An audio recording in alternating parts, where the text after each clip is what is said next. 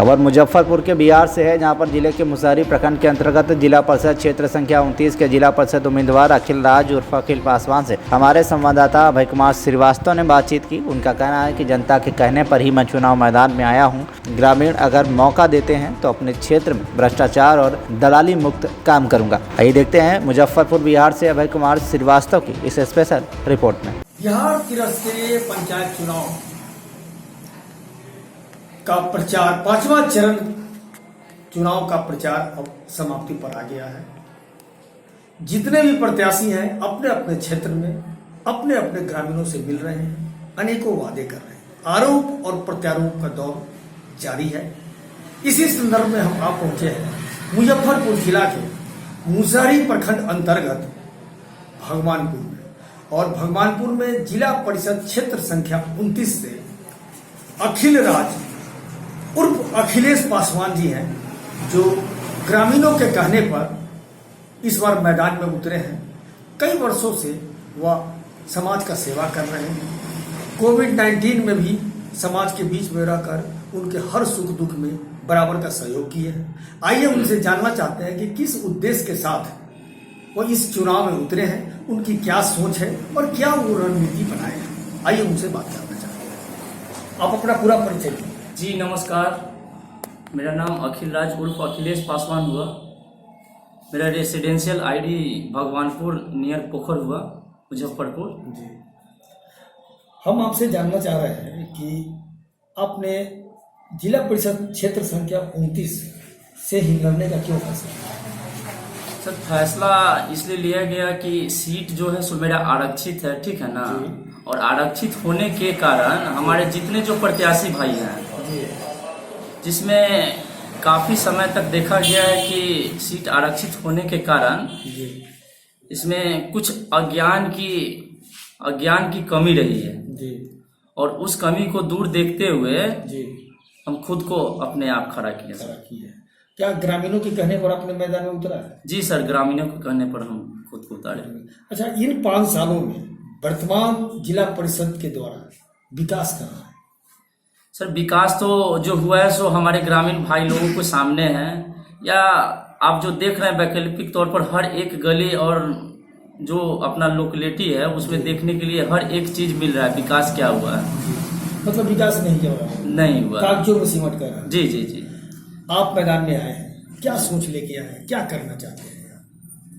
Sir, पहला बात कि जितने जो कैंडिडेट भाई हमारे खड़े हुए हैं तो कहना है सर कि इसमें हमारे जो भी वोटर भाई अपने हैं उनसे नम्र निवेदन है हमारा कि जो भी वोटर भाई आपसे वोट मांगे तो कम से कम एक चीज की परिभाषा उनसे जरूर पूछिए।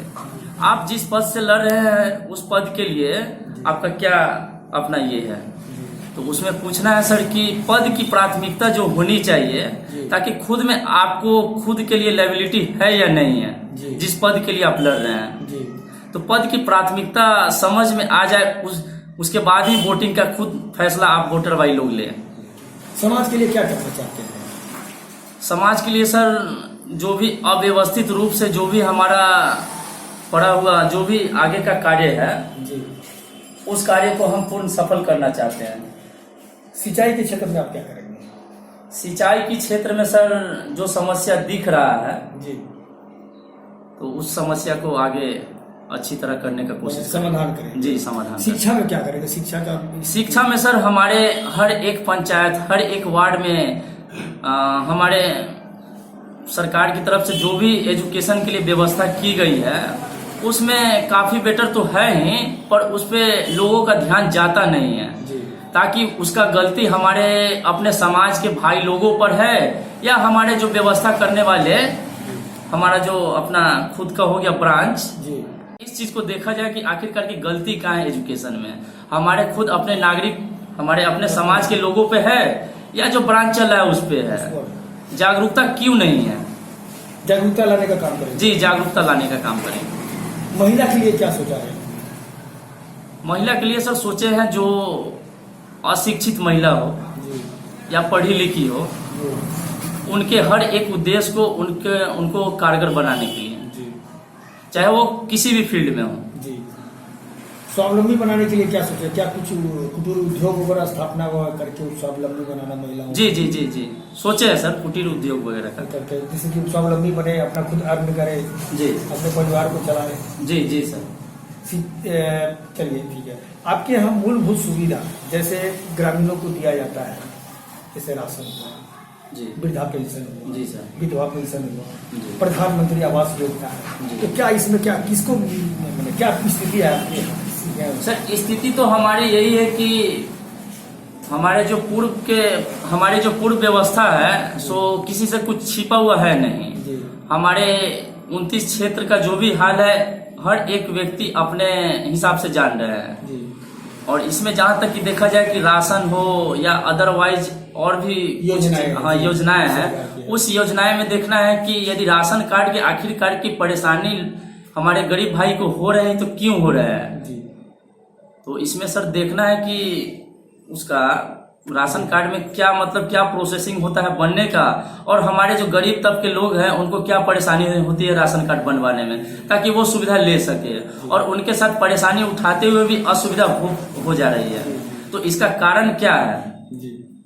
तो इसका कारण सर थोड़ा सा हम लोग खुद से मॉनिटरिंग नहीं करेंगे तो क्या विकल्प रखा जाएगा। अब जैसा कि थोड़ा सा हम आपको खुद के लिए बोल दे रहे हैं, हम प्रेजेंटेशन में कुछ अपने हिसाब से देखे हैं।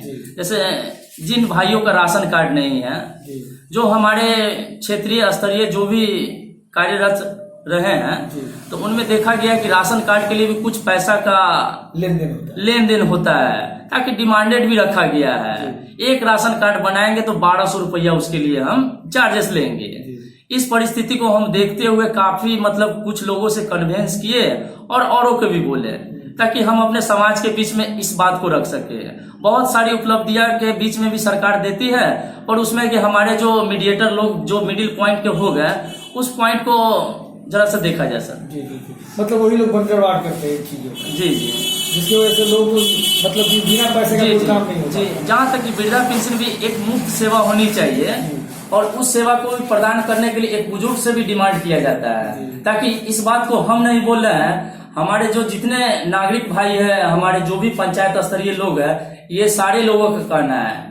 यदि हमारे बातों में आपको कहीं कोई उलझन सा दिख रहा हो, तो इस बात के लिए हमारे पूरे समाज में हमारे प्रति इस बात को आप रख सकते हैं, ताकि हम कहाँ गलत है और सही है, हमारे हर एक भाई जवाब देने के लिए तैयार। भ्रष्टाचार बढ़ा हुआ है। जी, काफी बढ़ा हुआ है, जिसके कारण इस तरह की बात। जी जी। गरीबों को मिलता है लेकिन उसकी मुआवजा देना। जी जी। और जहाँ तक कि सर पिछले सेशन की एक बात है, ग्रामीण सड़क योजना हमारे ही वार्ड में बन रही थी। जी जी।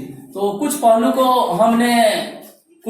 हमने खोजने की जरूरत समझी खुद के लिए कि हाँ थोड़ा सा मॉनिटरिंग पर्सन देखते हैं क्या पोजीशन। हाँ, कुछ कंडीशन उसमें ग्रामीण सड़क में कुछ गलत हो रही थी, जिसकी वजह से हमने आवाज उठाई जी।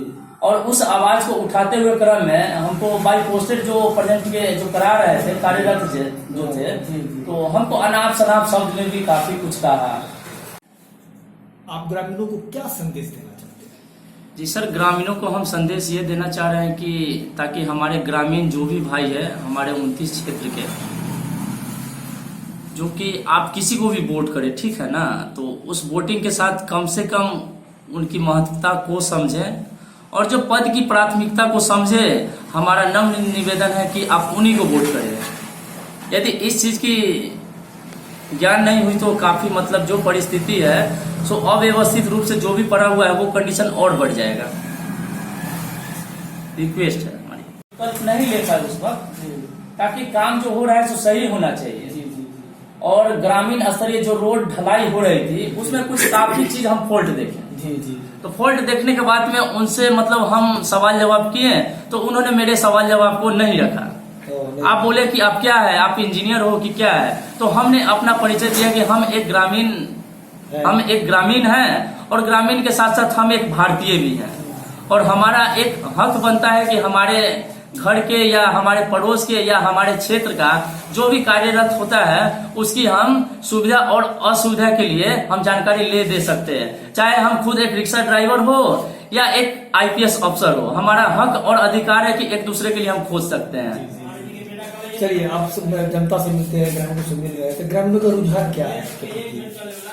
ग्रामीणों का रुझान फिलहाल जो मेरा कंडीशन है, आप मेरे क्षेत्र स्तरीय लोगों से भी ले सकते हैं। जी जी। और जहां तक कि जो टर्म कंडीशन हमारे ग्रामीण स्तरीय 29 मुसहरी क्षेत्र के जितना जो ग्रामीण भाई लोग हैं, तो उनसे आप हमारे बारे में पूछ सकते हैं कि क्या हमारा खुद का रेपो है। चलिए, ग्रामीणों से क्या कहना चाहते हैं? ग्रामीणों से हमारे भाई से एक ही नम्र निवेदन है, हाथ जोड़कर बोल रहे हैं कि आप जरा सा जिस स्तरीय का वोट करे, किसी को भी करे, कम से कम जिस पद के लिए वो लड़ रहे हैं उनसे जरूर उनकी डिफिनेशन के बारे में, उनकी परिभाषा, पद की परिभाषा जरूर पूछे, ताकि उस पद की परिभाषा को आप पूछेंगे तो खुद से विकल्प लेंगे, ताकि उस चीज के बारे में हम जान रहे हैं या नहीं जान रहे हैं, आगे भविष्य में हम पंचायत में लोगों के लिए क्या करेंगे या नहीं करेंगे, वो खुद पे कुछ निर्णय ले सकेंगे। चलिए, आप जीत जाते हैं, जनता आपको जीता देती है, तो आप पहला कहाँ से शुरुआत करेंगे? पहला सर, हमारा जो भी अव्यवस्थित रूप से पड़ा हुआ जो भी कार्य है, एजुकेशन हो, ग्रामीण योजना के तहत जो भी हो, सड़क हो, नाला हो, रोड हो, इन सारी चीजों को आप दुरुस्त करेंगे। जी, दुरुस्त करेंगे। और जहां तक कि हमारे भगवानपुर क्षेत्र का जो कंडीशन है, ताकि यहाँ हर एक चीज का, जैसे कि और लोकेलिटी में जो क्षेत्र का जमीन का कुछ जो अपना भाव रहा है और हमारे भगवानपुर का जो भाव रहा है, इतना हर एक चीज महंगा होने के बाद भी आज ये कंडीशन यहाँ तक की है कि एक टाइम बारिश भी हो जाती है तो पानी के निकलने का साधन न हो के, जबकि वो एक नाला और एक जल जमाव काफी ज्यादा हो जा रहा है। इस पर भी आप काम करेंगे? जी, काफी ज्यादा करेंगे सर। देखिए, इनसे बात करने के बाद ये निष्कर्ष निकल रहा है कि ये कार्य है, कहना है इनका कि सबसे पहले जिस क्षेत्र में जो जहाँ से लड़ाई लड़ रहे हैं उनकी अपनी पद की गरिमा को समझना चाहिए और देखना चाहिए। उसके बाद इनका कहना है कि ग्रामीणों सोच समझ के मतदान करें और अवश्य मतदान करें। अगर ग्रामीण इनको मौका देती है तो ये मूलभूत सुविधा के साथ साथ यहाँ का जल निकासी की व्यवस्था यहाँ करेगी और इसको सबसे पहले प्राथमिकता देंगे। सहयोगी मृत्युंजय के साथ अभय कुमार श्रीवास्तव, टीवी और इंडिया न्यूज, मुजफ्फरपुर।